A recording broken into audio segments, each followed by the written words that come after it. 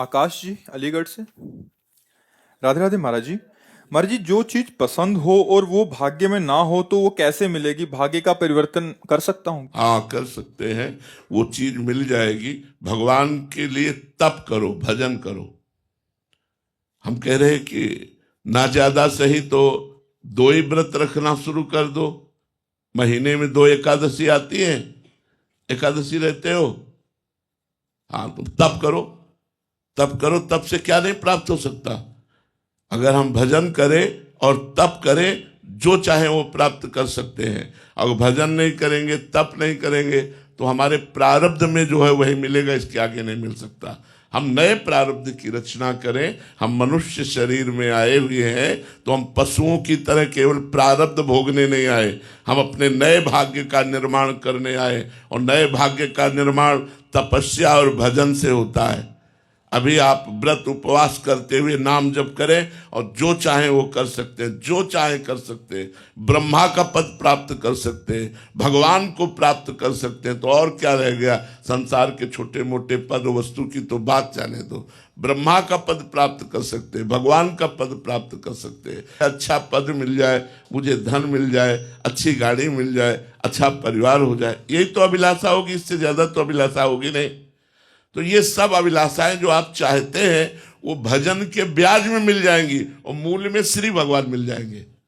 मूल में श्री भगवान मिल जाएंगे और ब्याज में सब वस्तुएं मिल जाएंगी। खूब भजन करो, हमारी बात मान लो, मांस मत खाओ, शराब मत पियो, पराई माता बहनों की तरफ गंदी दृष्टि मत करो और नाम जप करो। और देखो आप क्या नहीं कर सकते, पर डट के नाम जप करो। जब तक तुम्हारे पाप का नाश नाम जप नहीं कर देगा, तब तक तुम्हें फल दिखाई नहीं देगा। हृदय में जलन होगी, मन चंचल रहेगा। और जिस दिन तुम्हारे सारे पाप नष्ट कर पाया नाम जप, उसी दिन आनंद की धारा बह पड़ेगी। आप विश्वास रखिए, विश्वास कीजिए। भगवान बहुत करुणामय है, पर बिना भजन के नहीं। जो जस करे तास फल चाखा। संतों ने कहा कर्म प्रधान विश्व रचि राखा। कर्म प्रधान विश्व रचि राखा, जो जस करे तास फल चाखा। ये कर्म के प्रधानता से विश्व में सुख दुख का संयोग प्राप्त होता है। यदि आप अभी तप का अनुष्ठान करें, नाम जप करें, सब मिल जाएगा। अभी अनुष्ठान तो कोई कर ही नहीं रहा है, धर्म से चलना नहीं जान रहा है, भगवान का स्मरण नहीं कर रहा है, कैसे मंगल होगा? खुद आपको तप करना पड़ेगा, खुद आपको जप करना पड़ेगा। तपस्या में इतनी सामर्थ्य है कि ना चाहते हुए भी ईश्वर को देना पड़ेगा, ईश्वर को देना पड़ेगा। हिरण्यकश्यप ने घोर तपस्या की, भगवान ब्रह्मा जी प्रकट हुए, उसने कहा मुझे अमरत्व दीजिए। वो कहा अमरत्व नहीं दे सकते। बोले मुझे चाहिए। बोले अमरत्व तो नहीं दे सकते तुम्हें। तो बोले फिर ये वरदान दो, मैं दिन में न मरूं, मैं रात में न मरूं, मैं तुम्हारी बनाई हुई सृष्टि की किसी व्यक्ति वस्तु अस्त्र शस्त्र किसी से न मरूं, बाहर न मरूं, भीतर न मरूं, ऊपर न मरूं, नीचे न मरूं। उसको जितना समझ में आया सब मांग लिया। अमरत्व की परिभाषा केवल बदल दी। ब्रह्मा जी को देना पड़ा तथास्तु। क्यों देना पड़ा? क्योंकि उसके पास तप है। अब उसने जो आतंक मचाया तो भगवान ने ऐसा रूप धारण किया, न नर न सिंह, नरसिंह, न दिन न रात संध्या, न बाहर न भीतर, डेहरी में फाड़ के फेंक दिया भगवान ने। तो तप में इतनी बड़ी ताकत है कि ना चाहते हुए भी भगवान को देना पड़ेगा। अब हम लोग तपस्या परायण है नहीं, हम लोग भजन परायण है नहीं, हम लोग सत्य के मार्ग में चल नहीं रहे, मनमानी आचरण कर रहे और चाहते हैं उत्तम फल, तो कैसे प्राप्त हो जाएगा? ड्रामेबाजी पाखंडबाजी से उत्तम पद की प्राप्ति नहीं होती। सत्य का अनुष्ठान करने, ड्रामा थोड़े दिन चल सकता है भैया, थोड़े दिन, लेकिन पूर्ण आपको सुख नहीं प्रदान कर सकता। पूर्ण सुख भगवान की शुद्ध शरणागति में ही है, भगवान के भजन में ही है। अब जैसे भगवान ब्रह्मा जी ने करदम जी को आदेश किया, जाओ सृष्टि रचना करो। तो सृष्टि रचना के लिए स्त्री चाहिए, तब उन्होंने अपने योग्य स्त्री प्राप्त करने के लिए 10,000 वर्ष तक तपस्या की। तब आदि सम्राट महाराज मनु की साक्षात दिव्य देवी स्वरूपा जो देहूती जी प्राप्त हुई, जिनसे भगवान कपिल देव जी का अवतार हुआ। तो ये बात तो हम मान सकते हैं कि आप जैसे 18-20 वर्ष के हैं, अब ब्याह के लिए अनुष्ठान करें तो इस बार तो तुम्हें नहीं मिलेगा, लेकिन अगली बार तुम्हें बहुत जोर की व्यवस्था मिलेगी, बहुत जोर का आपको साथी मिलेगा। लेकिन भजन करके जो प्राप्त होगा अमोघ प्राप्त होगा। श्री विद्यारण्य सरस्वती नाम के एक महापुरुष हुए, तो वो जब थोड़ा सा होश में आए तो उनका यज्ञोपवीत संस्कार हुआ। तो उनके माता पिता बहुत गरीब थे, तो उन्होंने गायत्री जी का अनुष्ठान किया। 24 लाख मंत्र जप का एक पुरस्चरण होता है। 24 लाख मंत्र जप किए कि माता गायत्री प्रकट हो और मुझे धन दे, मैं अपने परिवार को सुख प्रदान करूं। एक पुरस्चरण किया, नहीं प्रकट हुए। 2 पुरस्चरण किया, 3 पुरस्चरण, माता पिता पधार गए, उन्होंने पुरस्चरण बंद नहीं किया।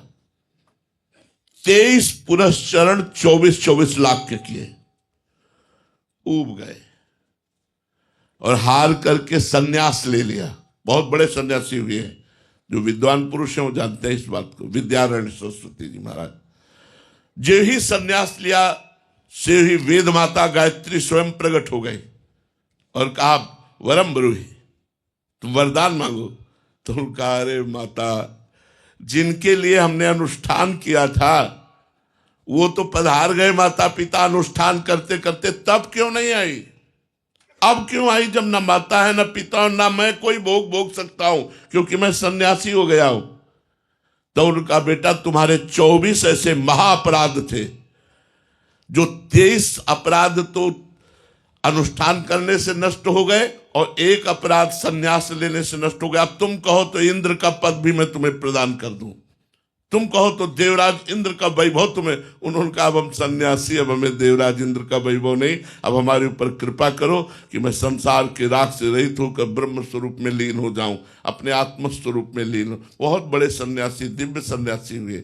तो हमारे पाप जब तक रहेंगे तब तक वो हमें धन वैभव सुख भी नहीं प्राप्त होने देंगे। तो हम नाम जप के द्वारा, भजन के द्वारा पहले अपने पाप को नष्ट करें तो हमारा काम बन जाएगा। नीतू जी पूना से। राधे राधे महाराज जी। महाराज जी आपके चरणों में कोटि कोटि प्रणाम। महाराज जी पिछले कुछ महीनों से यूट्यूब के माध्यम से आपसे जुड़ी हुई हूँ। आपके सत्संग में सुना है कि भगवान कहते हैं कि इंद्रियों में मन मैं हूँ। इसका महाराज जी क्या तात्पर्य है, कृपया करके विस्तार से समझाने का। मन के 2 स्वरूप हैं। एक स्वरूप है सत स्वरूप और दूसरा स्वरूप है असत स्वरूप। जैसे बुद्धि में सुबुद्धि और कुबुद्धि, ऐसे मन में कुमार्गगामी संकल्प करने वाला और सत्य संकल्प करने वाला। तो जो सत्य संकल्प करने वाला मन है वो भगवान का स्वरूप है। वो भी है इसी में, आपके मन में ही है। जब आपका मन गलत संकल्प करता है तो उसी मन से एक डांट लगती है, ए तुम गलत करने जा रहे हो। वो सत्य मन का जो स्वरूप है वो तुम्हें प्रेरित करता है सतमार्ग के लिए, और जो असत मन का स्वरूप है वो असत मार्ग के लिए प्रेरित करता है। सत मन की पहचान है, जब आप कोई गलत कार्य करने जा रहे होंगे तो आपके मन में ही आवाज आएगी, सबके मन में आती है, ये तुम गलत करने जा रहे हो, तुम्हारा बुरा हो सकता है, सावधान। पर वो इतनी धीमी आवाज होती है कि असत संकल्प करने वाला मन उस बात को सुनता नहीं है। अब हमारा मनुष्य जन्म हुआ है, हमारा कर्तव्य है कि हम सत संकल्प करने वाले मन को सहयोग दें और असत संकल्प करने वाले मन की बात ना सुने, उसके कथनानुसार ना चले। तो धीरे धीरे जब हमारा पूरा मन सत्य बन जाएगा तो हम भगवत स्वरूप हो जाएंगे। मन कृष्णमय हुआ, कृष्णाकार हुआ कि हमें भगवत तत्व की प्राप्ति हो जाएगी, भगवदानंद की प्राप्ति हो जाएगी। भगवदानंद का तात्पर्य है जहां किंचन मात्र दुख नहीं, चिंता नहीं, शोक नहीं, भय नहीं, मृत्यु नहीं। वो भगवदानंद है।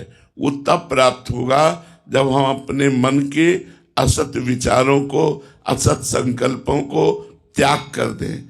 तो हमें सावधान रहना है। भगवान ने जो कहा इंद्रियाणाम मनस्यास्मि, वो शुद्ध भगवत स्वरूप मन जो हमको आज भी भगवत मार्ग में प्रेरित करता है और असत मार्ग में रोकता है, हमें उसे बढ़ाना होगा। हमें सत्कार्यों की तरफ बढ़ना होगा, गंदी बातें त्यागनी होंगी, तब हमारा असत मन मर जाएगा और सत मन प्रकाशित हो जाएगा। मन मारिया तन बस में कीन्हा, हुआ भरम सब दूर, बाहर से कछु दिखत नाही, अंदर चमके नूर, आपो त्याग जगत में बैठे, नहीं किसी से काम, उनमें तो कछु अंतर नहीं, संत कहो चाहे राम। अब हो गया वो भगवत स्वरूप, जब उसका सत संकल्प करने वाला मन पूर्ण रूप से असत को दबाकर, असत को मार करके जागृत हो गया, वही भगवदानंद का अधिकारी होता है। इसीलिए भगवान ने कहा इंद्रियाणाम मनस्यास्मि। दिनेश्वर पांडे जी रांची से। राधे राधे महाराज जी। महाराज जी, क्या गुरुदेव अपने शिष्य के मुक्ति के लिए तब तक रहते हैं जब तक उस पर पूरी तरह से कृपा नहीं हो जाती? मानस गुरुदेव, किसका प्रश्न है?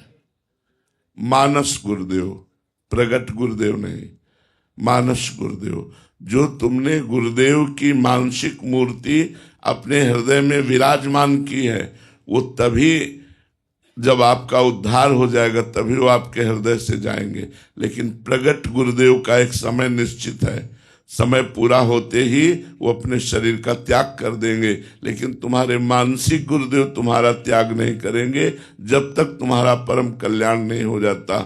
इसीलिए वही शिष्य है जो गुरुदेव को अपने मन में बिठा ले, जो गुरुदेव के प्रति इतनी आसक्ति कर ले कि जो ध्यान मूलम गुरु मूर्ति लिखा हुआ है वो स्वाभाविक ध्यान होता रहे, स्वाभाविक आसक्ति हो जाए। भगवान कपिल देव जी कहते हैं जो आसक्ति संसार में की जाती है वो बंधन का कारण है, और वही आसक्ति जब संत और सदगुरुदेव से कर ली जाती है तो मोक्ष का खुला हुआ द्वार है। तो हमारी गुरु में इतनी आसक्ति हो जाए कि उठते बैठते चलते फिरते हर समय हम देखें हमारे गुरुदेव हमारे हृदय में विराजमान है, हमारे मन में विराजमान है। तो जो मानसिक गुरुदेव हैं वो तब तक नहीं जाते जब तक शिष्य का परम कल्याण नहीं हो जाता। प्रगट के गुरुदेव समय के अनुसार अंतर्ध्यान हो जाते हैं। प्रतिभा जी जयपुर से। राधे राधे महाराज जी, आपके चरणों में कोटि कोटि प्रणाम। महाराज जी, प्राय धन सम्मान और अधिकार पाकर मन का संतुलन बिगड़ जाता है, अहम का उदय हो जाता है, मनुष्य का चाल ढाल बोल चाल व्यवहार सब बदल जाता है। ऐसा महाराज जी क्यों होता है? अहंकार के कारण। संस्कृति मतलब जन्म मरण चक्र और महादुख प्रदान करने वाला ये अहंकार है।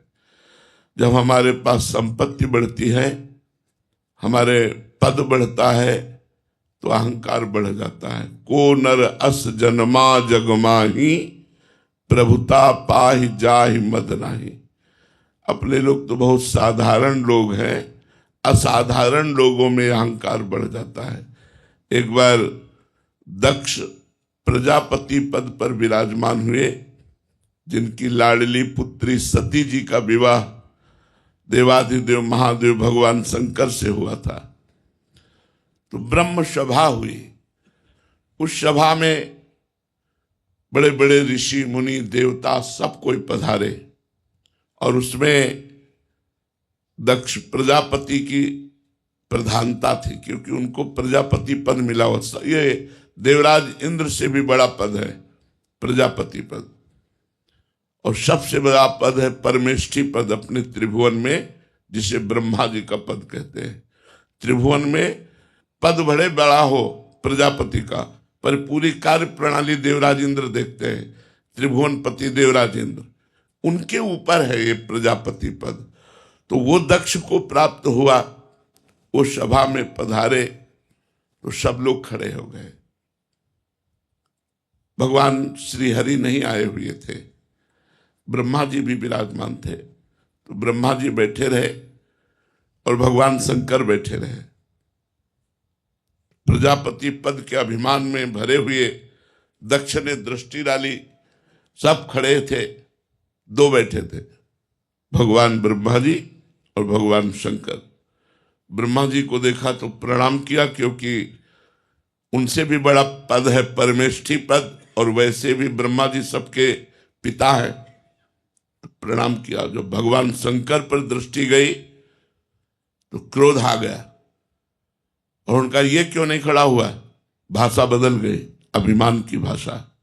देवाधिदेव महादेव जगत गुरु विश्वात्मा भगवान शिव, वैसे भी पूज्य दामाद, क्योंकि बेटी का ब्याह किया था, लेकिन भाषा बदल गई।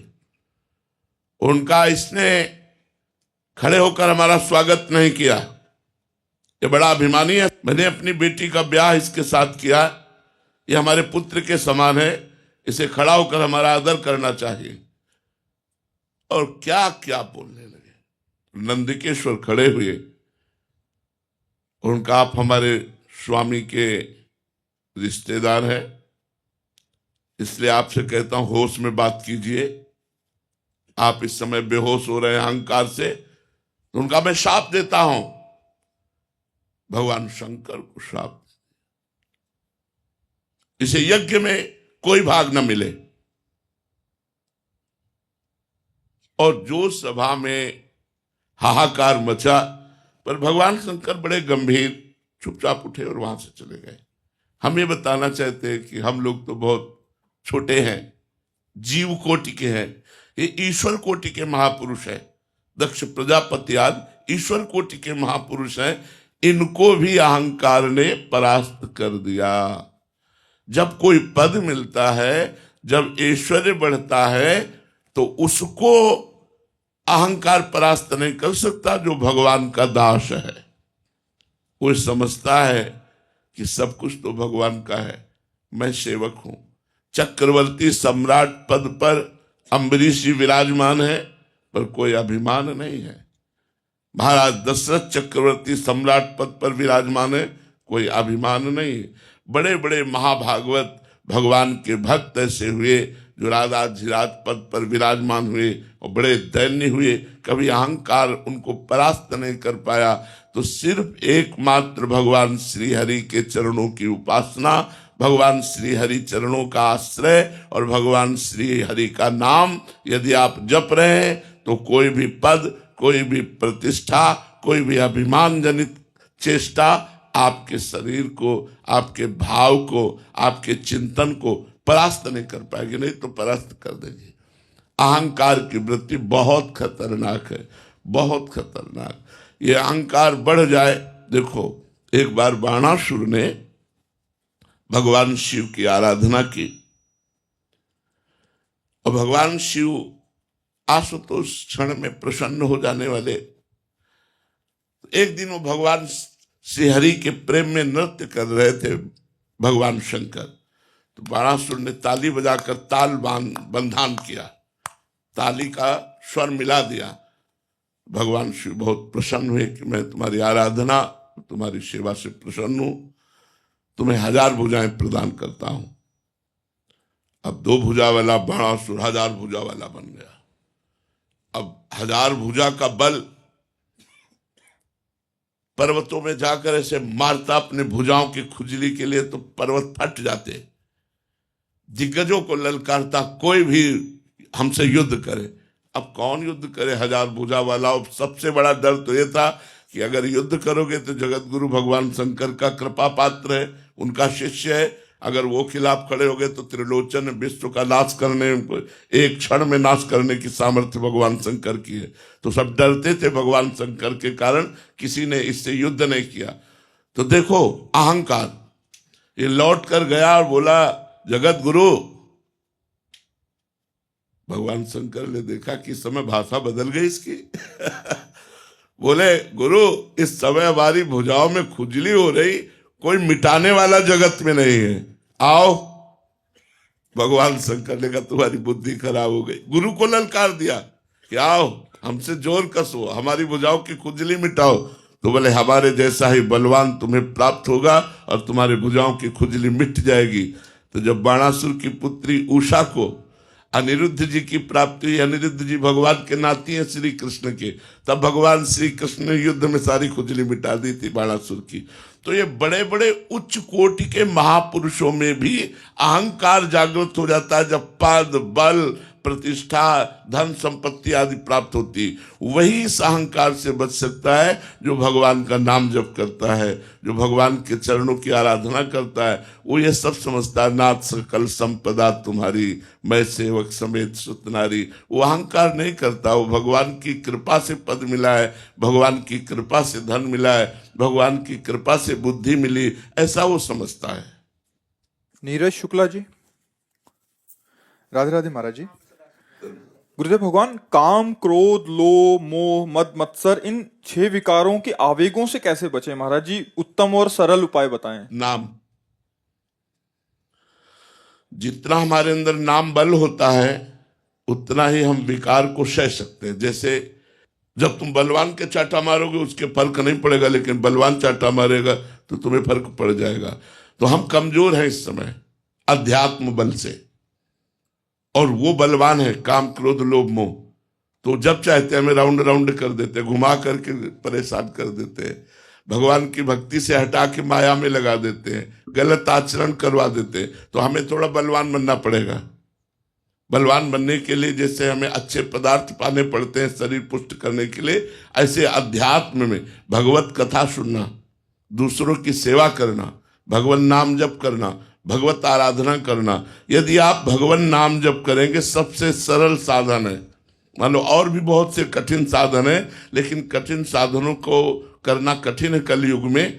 खान पान ही सही नहीं है, हमारा व्यवहार सही नहीं है, हमारा वातावरण बिगड़ता जा रहा है। तो कलयुग केवल नाम आधारा। अगर नाम का आप जप करोगे भगवान के, तो निश्चित ऐसा बल प्राप्त होगा कि आपके अंदर की जो विकृति है, काम क्रोध लोभ मोह मद मत्सर, ये सब नष्ट हो जाएंगे। नाम जप में बहुत बड़ी सामर्थ्य है। यदि दैन्य होकर भगवान का नाम जप करो, कोई भी नाम जप करो, राम कृष्ण हरि शिव, जो आपको नाम प्रिय हो उसी नाम से आप देख लेना, नाम का बहुत बड़ा प्रभाव होता है। जो वैश्यागामी थे, चिंतामणि जी की आसक्ति हृदय में प्रबल थी, उन्होंने जब नाम जप किया तो बिल्व मंगलाचार्य बन गए। भगवान के नाम में अपार सामर्थ्य है। एक घोर कामी पुरुष को भी वो परम ब्रह्मचारी और परम तेजस्वी मुनीश्वर पदवी प्रदान करा दे, ऐसी सामर्थ्य नाम में है। नाम जप करो और संयम से रहो और दूरी बना के रखो। जहां हमें लग रहा है हम भ्रष्ट हो जाएंगे, उस वस्तु से, उस व्यक्ति से, उस स्थान से दूरी बना के रखो और नाम जप करो। तो खूब सरल साधन नाम और कठिन साधन नाम। नाम को कोई सरल ना समझ ले, नाम चलाना बहुत कठिन है। आप लोग देख लो चला के नाम, आप निरंतर नाम चलाओ, जो चाहो प्राप्त कर लो, जो चाहो प्राप्त कर लो। हमारे वचनों पर विश्वास रखो जी। नितेश जी काशी से। राधे राधे महाराज जी। गुरुदेव भगवान, मैं कितना भी संभल कर चलता हूँ, कोई ना कोई पाप बन ही जाता है। हृदय में फिर जलन होती है। सोचता हूँ क्या श्री जी मुझ पर कृपा करेंगी? नाम जब तो करवा रहे हैं, लेकिन पाप भी हो रहे हैं।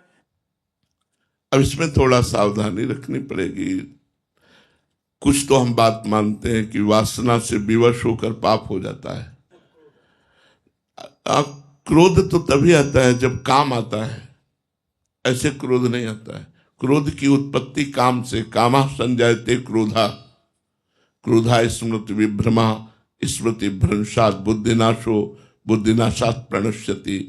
तो जब हम कामना करते हैं कि जैसे ये व्यक्ति हमारे सामने जो है ये हमारे लिए ऐसा आचरण करे, ऐसा बोले, और जब वो ऐसा नहीं बोलेगा तो हमें क्रोध आ जाएगा। क्रोध का मूल काम है कामना, कामना से ही क्रोध का प्रादुर्भाव होता है। तो हम दूसरों से सुख प्राप्त करने की जो चाह करते हैं वही क्रोध पैदा करता है। और अगर हम दूसरों के अनुकूल होने की चेष्टा करें तो हमारी भक्ति बन जाए। सब में भगवान विराजमान है। उमादे राम चरण रत विगत काम मद को, निज प्रभु में देखें जगत कैसन करें विरोध। जब हम सब में भगवान को देखने लगे और उनके अनुकूल व्यवहार हम करें, उनसे अपनी अनुकूलता ना चाहें, तो संपूर्ण क्रोध पर हम बस प्राप्त कर सकते हैं, वशीभूत कर सकते हैं क्रोध को। लेकिन क्रोध हमें वशीभूत नहीं कर पाएगा, क्योंकि हम इनसे अनुकूलता चाहते ही नहीं। हम इनको अनुकूलता देना चाहते हैं तो हमें क्रोध आएगा नहीं। और जब हम इनसे अनुकूलता चाहते हैं तब हमें क्रोध आता है कि हम तुम्हारी इतनी सेवा करते हैं। और अगर यही है कि मेरे प्रभु हैं सब में विराजमान और मैं इनके अनुकूल रहूं, तो क्रोध आने की वृत्ति भी आएगी तो शांत हो जाएगी। एक ही उपाय है, जहां क्रोध आने लगे मौन हो जाओ, दांती पीस लो कि बोलूंगा नहीं, और नाम जप करने लगो और उसको मन से प्रणाम करो जिसके प्रति क्रोध आता है, तो धीरे धीरे क्रोध का शमन हो जाएगा, धीरे धीरे क्रोध शांत हो जाएगा। अगर बोलना शुरू किया तो क्रोध का स्वरूप बिगाड़ देगा, फिर गुस्सा आ जाएगी, गलत बोलना शुरू हो जाए, क्रोध बढ़ जाए तो मारपीट भी हो जाती, हिंसा भी हो जाती। क्रोध बहुत पाप का मूल है, इसलिए इसको शांत करना चाहिए। काम, क्रोध, लोभ, ये 3 नरक के द्वार हैं और इनका मूल है अहंकार। अशोक रोहानी जी, राधे राधे महाराज जी। महाराज जी, आप कह रहे हैं कि आप विधायक हैं, बट ये कह रहे हैं कि राजनीतिक सामाजिक जीवन में कार्य करते हुए ईश्वर की प्राप्ति की जा सकती है। हाँ, बिल्कुल की जा सकती है। जैसे आप भगवान के द्वारा प्रदत्त विधायक पद दिए हैं तो हजारों लोगों को सुख पहुंचा सकते हैं। यदि आप हजारों लोगों की सुख सुविधा जो सरकार से प्राप्त होती है उसको ईमानदारी से समाज तक पहुंचा पाए और भगवान की सेवा माने, क्योंकि सृष्टि रूप में भगवान ही है।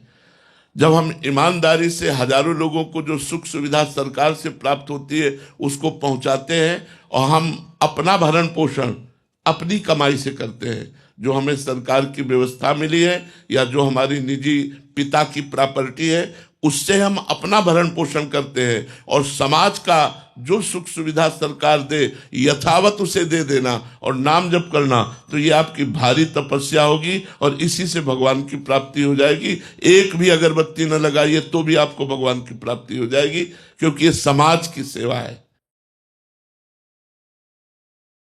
महाराज जी, आप कह रहे हैं कि मन विचलित हो जाता है पर कई बार, क्योंकि हम समाज की सेवा करके समाज से वाहवाही चाहेंगे तो हमारे मन को दुख हो जाएगा। हम नेकी कर दरिया में डाल वाले सिद्धांत में चले कि हमने समाज को देखो, समाज का स्वरूप ऐसा है, आप सच्चाई से सब लोग समझ लीजिए। हम अध्यात्म की धरा से कह रहे हैं कि आप प्राणपन से हजारों को सुख पहुंचाइए, लेकिन उस 1000 में 10 ऐसे होंगे जो आपको गाली देंगे, जो आपकी निंदा करेंगे, वो आपको सहना पड़ेगा। यद्यपि आपने ईमानदारी से समाज सुख के लिए हर व्यवस्था की है, अब इतनी बड़ी समाज है और 10 ऐसे निकले आएंगे समाज में जो आपकी निंदा करेंगे, आपका विरोध करेंगे, उनकी भी सेवा करने पर अब आपको यही सहना पड़ेगा। अगर सह गए तो महात्माओं को जो गति प्राप्त होती वही गति प्राप्त होगी। गृहस्थ धर्म में जो भी पद अधिकार मिलता है उस पद अधिकार को भगवान की सेवा मान ली जाए। आप अपने सिद्धांत से चलिए, जो आपको राजकीय विधान से पद का सिद्धांत मिला है, फिर आप देखिए आपकी उन्नति होती चली जाएगी। उन 10 लोगों के विरोध से आप में कोई फर्क नहीं पड़ना चाहिए। आप दुखी तब हो जाते हैं कि लोग ऐसा कहते हैं, तो लोगों में तो भगवान को भी नहीं बख्शा, औरों की तो बात चले दो।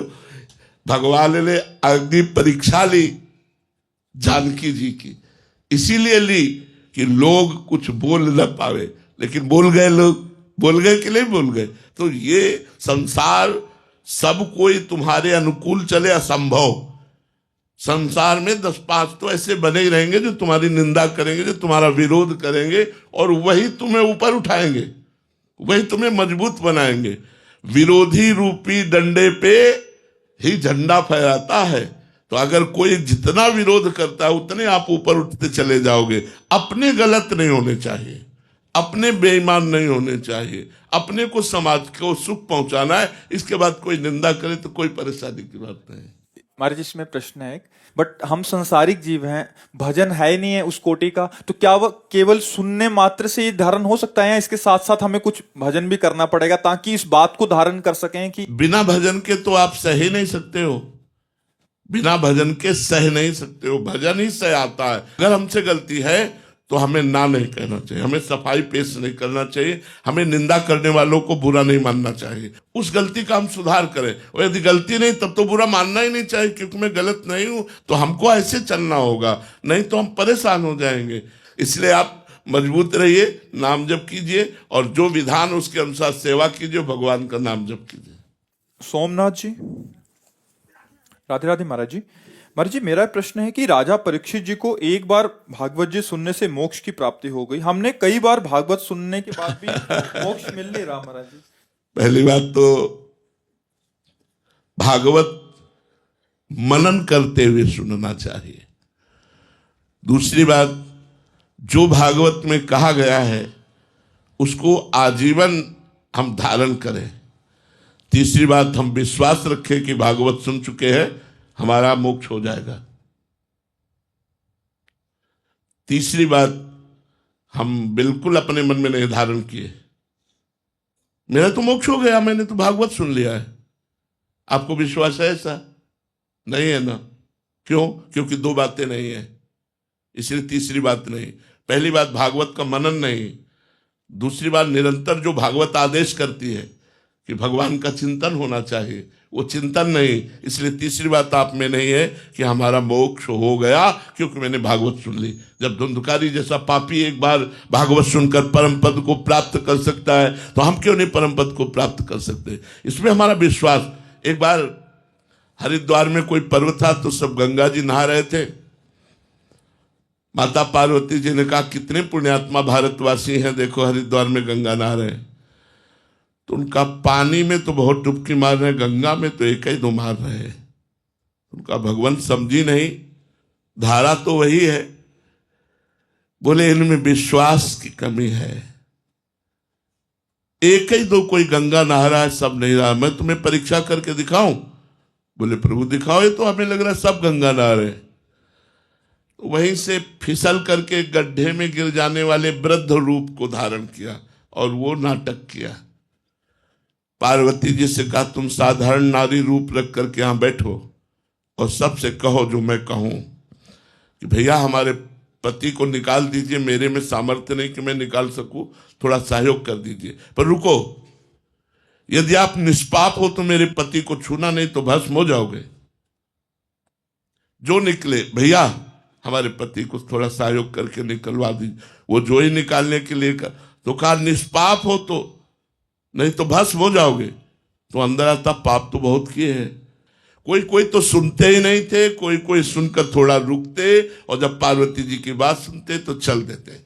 उदाहरण में बता रहे। एक आदमी आया, पार्वती जी ने कहा, भैया निकाल दो। उसने गंगा जल रखा और कहा, बहन अभी निकाल देता हूं। और बोले रुको, मेरे पति निष्पाप है, यदि कोई पापी पुरुष छुएगा तो भस्म हो जाएगा। बोले अभी आपको पता नहीं मैं गंगा नहा के आ रहा हूं, गंगा सर्व पापों का नाश करती, इसलिए मैं निष्पाप हूं। और तुरंत महादेव जी को उठाया, बाहर रख दिया और चला गया। पार्वती जी से कहा, केवल एक गंगा नहाया इसने। तो बोले प्रभु नहाया तो सबने। बोले विश्वास और भावना की कमी। विश्वास और भाव, एक को विश्वास है, जिन गंगा जी का नाम श्रवण मात्र से सर्व पाप नष्ट हो जाते। गंगा गंगा यो ब्रियात योजना नाम सतैरप, 100 कोस से दूर कोई बोले गंगा गंगा तो उसका पाप नष्ट हो जाता है। मैं तो गंगा में स्नान करके आ रहा हूं, अब मैं पापी कैसे रह सकता हूं? उसको विश्वास है। विश्वास के कारण उसने महादेव जी को 1 मिनट में बाहर निकाल के रख दिया और उसी को महादेव जी ने कहा, ये गंगा स्नान करके आ रहा है। तो हम लोग भागवत सुनकर मनोरंजन करते हैं, भागवत सुनकर मनन नहीं करते, भागवत सुनकर भागवत का आचरण नहीं धारण करते। इसीलिए हमें विश्वास नहीं कि हमारा मोक्ष होगा कि नहीं। नहीं तो अगर एक भागवत सुन लो तो एक भागवत तुम्हारा मोक्ष कर देगी। जब पापी धुंधकारी एक भागवत सुनता है तो उसके लिए विमान आता है और भगवान को प्राप्त होता है। उसी समय गोकर्ण जी पूछते हैं, सैकड़ों विमान क्यों नहीं लाए? क्योंकि सैकड़ों लोगों ने सुना। तो बोले इसलिए नहीं लाए, इन लोगों ने मनन नहीं किया। वो खाना पीना सब छोड़ करके रात दिन भागवत का मनन करता था। जो सुनता था तो सुन करके मनन करना, मनन करके उसे जीवन में उतारना, तो मोक्ष की प्राप्ति हो जाना। जैसे नहीं भटके, उसका क्या उपाय करें? हाँ, उसका उपाय ये कि जब हम बार बार करत करत अभ्यास के जड़मत होत सुजान, शब्दों पर ध्यान दीजिए। करत करत अभ्यास के जड़मति होत सुजान, वो बहुत विवेकी हो जाता है। अभ्यास से रस्सी आवत जात ही सिल पर होत निशान।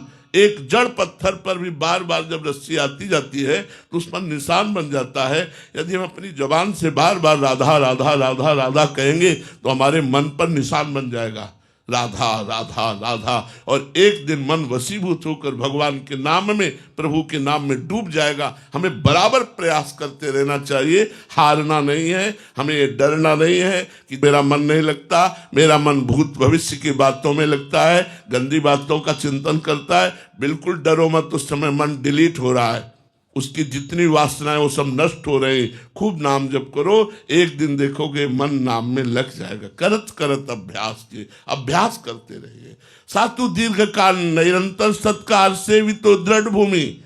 यदि दीर्घ काल तक निरंतर नाम आदर के सहित जपा जाए तो हमारे हृदय में मन स्थिर हो जाएगा, चंचलता छोड़ देगा और नाम में बैठ जाएगा। उसी को तो सिद्ध पुरुष कहते हैं, जिसका मन शांत होकर नाम में लग गया। यही तो हम लोग अभ्यास कर रहे हैं जीवन भर कि हमारा मन प्रभु के नाम में लग जाए, और लग जाता है।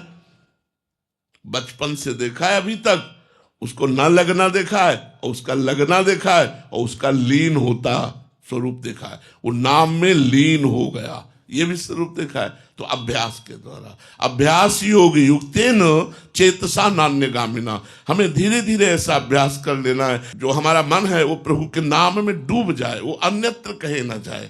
हमारा नाम छा जाए हमारे चित्त में, हमारा जो नाम जप कर रहे हैं वो मन पर छा जाए, मन को भागने का अवसर ही न मिले। प्रभात मिश्रा जी दिल्ली से। राधे राधे महाराज जी। महाराज जी, अक्सर जब व्यक्ति संकट में होता है तो अनेक संत, साधु संतों के पास जाता है, ज्योतिषचार्यों के पास जाता है, तो वो सब अलग अलग उपाय व मंत्र बताते हैं। ऐसे समय में बड़ा भ्रम सा हो जाता है कि जो पूजा पाठ या जप अभी कर रहे हैं वो छोड़कर उनकी पूजा पाठ करें। एक साधे सब सधे, सब साधे सब जाए। ये सिद्धांत संतों का सुना है कि नहीं? किसका प्रश्न है? एक साधे सब सधे और सब साधे सब जाए। जो आप बहुत जगह भटक करके बहुत जगह की बातें सुनेंगे तो सब चला जाएगा, कोई अनुष्ठान नहीं कर पाओगे। एक को पकड़ो। इसीलिए गुरु बनाया जाता है कि हम अपने संकट में सलाह अपने गुरुदेव से लें, और जो गुरुदेव के मुख से निकलेगा पक्का समझो वो आप करके देख लो, क्योंकि गुरु महिमा है, इसलिए आपका संकट निवृत्ति हो जाएगी। अगर संकट निवृत्त ना हुआ तो संकट में सहने की सामर्थ्य आ जाएगी।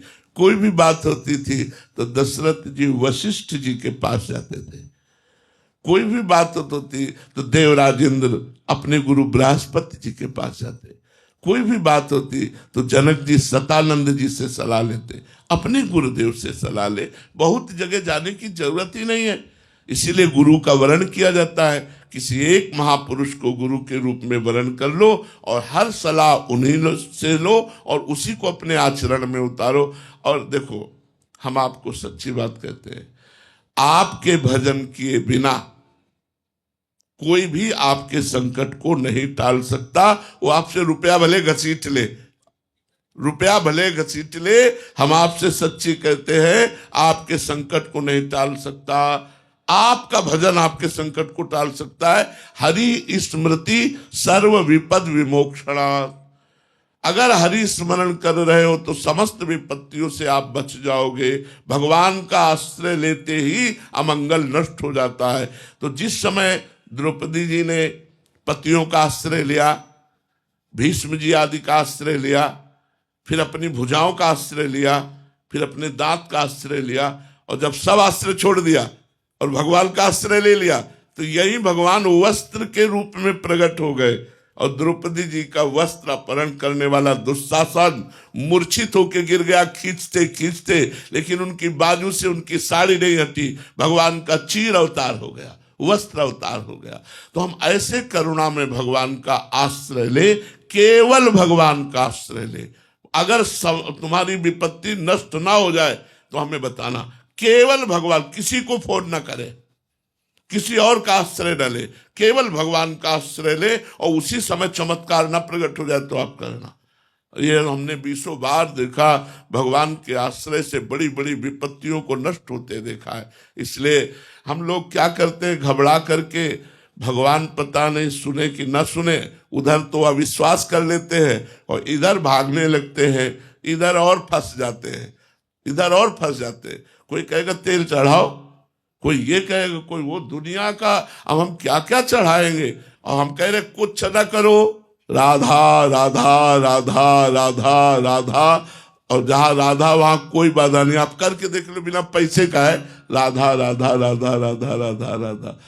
तो इसलिए बहुत हम अनुभव की बात कहते हैं, भागने की जरूरत नहीं, परेशान होने की जरूरत नहीं, नाम जप करके देखो। देखो थोड़ा सा हमारी बात ध्यान से सुनना, जो ब्रह्मा जी ने लिख दिया है यार, उसे कोई टाल नहीं सकता, ये भी बात समझ लो। अगर टाल सकता तो हम अपनी किडनी ठीक कर लेते, लेकिन इतनी सामर्थ्य मिल जाएगी कि भारी विपत्ति में भी आप मुस्कुराकर चल सकते हो। आप भारी विपत्ति में डिप्रेशन में नहीं जाओगे, आप आनंदित होकर उसे क्रॉस कर सकते हो। अगर भजन नहीं किया तो कोई सामर्थ्य नहीं कि आपको शांति प्रदान कर सके, और धीरे धीरे आप डिप्रेशन में पहुंच जाओगे। क्योंकि सही उपाय आपको एक है, भगवान की शरण। भगवान की शरण भागो, अंदर से भगवान को पुकारो, और देखो तुम्हारा मंगल होता है। गजराज ने पूरा प्रयत्न कर लिया, हाथी हाथिनियों का सहयोग भी मिला। जब उसने देख लिया कि अब मैं डूबने वाला हूं, पुकारा हरि, उसी समय काम बन गए। उसी समय भगवान आए और उसको बाहर कर दिया। हमें लगता है वो भगवान केवल गजराज के या द्रौपदी जी के नहीं, वो भगवान हमारे भी हैं। हमको भगवान से सीधे कनेक्शन, भगवान से सीधे संबंध रखना चाहिए, और विपत्ति में, दुख में, सुख में हर समय उनका सुमिरन करना चाहिए। क्योंकि श्री जी की असीम कृपा से सानिध्य में चैतन्य महाप्रभु जी के बारे में आपके मुख से बहुत बार सुना है, आपके लिए कोई आज्ञा कर देते थे? हम तो इतना केवल कहेंगे कि हर समय अंदर की वृत्ति में नाम चलाओ। सब साधना का यही फल है, निरंतर नाम चलना चाहिए, निरंतर। अब उसके लिए प्रयासरत रहो, उठते बैठते चलते खाते पीते सोते जागते हर समय महामंत्र का, या जो गुरु मंत्र हो, पवित्र अवस्था में गुरु मंत्र, नहीं तो महामंत्र का जाप चलाओ अधिक से अधिक, अधिक से। ये प्रिया प्रीतम के दर्शन की कराने की सामर्थ्य महामंत्र में पर्याप्त है। जो श्यामा श्याम के प्रेम रस की प्राप्ति कराने में महामंत्र पर्याप्त है। जुगल के चरण सेवा तक पहुंचाने में महामंत्र पर्याप्त है। निकुंज वृंदावन धाम, ये सब कुछ प्रदान करने में महामंत्र सामर्थ्यशाली है। इसलिए खूब महामंत्र का जप करो। यहाँ आकर के बस श्री जी की इतनी कृपा है। मैं तो बस एक श्लोक के माध्यम से आपको प्रणाम करूंगा। आचार्य माम ज्ञानी नाम नाम मन्येत कहचत नामृत्य बुधया सुयेत सर्वदेव मनोगुरु। बाकी आप सब यहाँ ये वृंदावन की युवा कथा प्रवक्ता हैं और आपका आशीर्वाद लेना चाहते हैं। बहुत सुंदर महाराज जी, नित्य आप श्री का आशीर्वाद बरसता रहता है दास के ऊपर और हम सबके ऊपर। लेकिन एक मन में थोड़ा सा भाव था आपसे कि कथा करने के लिए जाते हैं, सब बड़ा प्रेम करते हैं, और प्रेम करने में सब लोग इस तरह से थोड़ा सा देखते हैं कि मानो कि क्षमा चाहूंगा कि थोड़ा पूजने से लग जाते हैं, थोड़ा सा सम्मान बहुत करते हैं, प्रेम बहुत करते हैं। तो मन में कभी कभी थोड़ी सी खिन्नता आती है कि क्या ये सम्मान हमें मिलना चाहिए कि नहीं मिलना चाहिए। बकाया मैं प्रणाम कर नहीं, सम्मान वो आपको नहीं मिलता है, वो श्रीमद् भागवत को मिलता है। तो हमको जब से कोई प्यार दे और प्रणाम करे, हमारा पूजन करे, तो उस समय में गंभीर हो जाना चाहिए और ये ध्यान करना चाहिए कि यहाँ पूजन जो हो रहा है वो श्री सुखदेव जी का हो रहा है। जो प्रणाम नमस्कार वंदना भेंट पूजा हो रही है वो भागवत की हो रही, मैं तो निमित्त मात्र हूँ, पूजा तो महापुरुषों की हो रही। अगर हम सम्मान स्वीकार करते हैं तो गलत हो जाएगा। सम्मानम कल्याति घोर गरनम नीचापमानम सुधा, श्री राधा मुरलीधरो भज सके वृंदावन माते। तो सम्मान से तो बचना है, लेकिन अब जैसे सम्मान हमें कोई दे रहा है उस समय गंभीर हो जाना है कि ये देह भी भगवान को समर्पित है और ये पूजा का निमित्त बनाया जा रहा है। ये पूजा श्री सुखदेव जी की हो रही, कथावाचक श्री सुखदेव जी और कथा श्रीमद् भागवत, दोनों का पूजन हो रहा है। हम तो निमित्त मात्र हैं।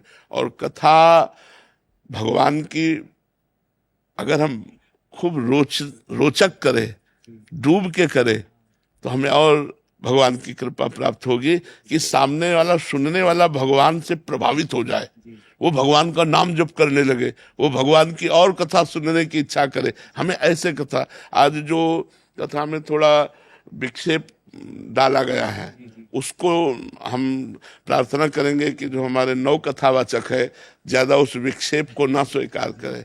सीधे कथा, श्री सुखदेव जी ने सीधे कथा पिलाई लेला। हाँ, बीच में नाम संकीर्तन आदि उसमें तो ठीक है, उसको असली में पान कराया जाए। जो कथा रस है वो इतना खुद मादक है, जो पिएगा वो उन्मत्त हो जाएगा, भगवत प्राप्त हो जाएगा। तो हमें जो सावधानी रखनी है वो ये रखनी कि माताओं बहनों में जननी भाव का ही दर्शन करे, कहीं भोग्या भाव ना आने पावे। बस इतनी सावधानी आप रखना, क्योंकि ये ऐसा भागवत का रस है कि आपको गृहस्थों के यहाँ रुकना पड़ेगा, उनके परिवार का आपको प्यार मिलेगा। तो अपनी इंद्रियों को इतना सावधान रखना है कि किसी माता बहन में भोग्या भाव ना होने पावे, पूज्या भाव रहे, जननी भाव रहे, तो फिर आप निर्विकार रहोगे और आपको कोई बाल बांका नहीं कर सकता। हम जहाँ गिरते हैं वो यही स्थान होता है, और चिंता की बात नहीं। श्री कृष्ण है, भागवत कथा का जो मूल्य है वो श्री कृष्ण है, और श्री कृष्ण का संपूर्ण वैभव है। तो उसमें डरना नहीं कि अगर कोई दान पुण्य कर रहा तो नहीं, वो भागवत है। वो हाँ, वो अथाह समुद्र है, कितना भी कोई दान कर दे उसकी कीमत नहीं हो सकती। इसलिए खूब खुलकर गाओ और अपने को बचा के रखो। अपने को बचा के रखना का मतलब यही भाव है कि हमसे कोई गंदी बात ना होने पावे, कोई व्यसन न करना और इस गंदी बात से बचना।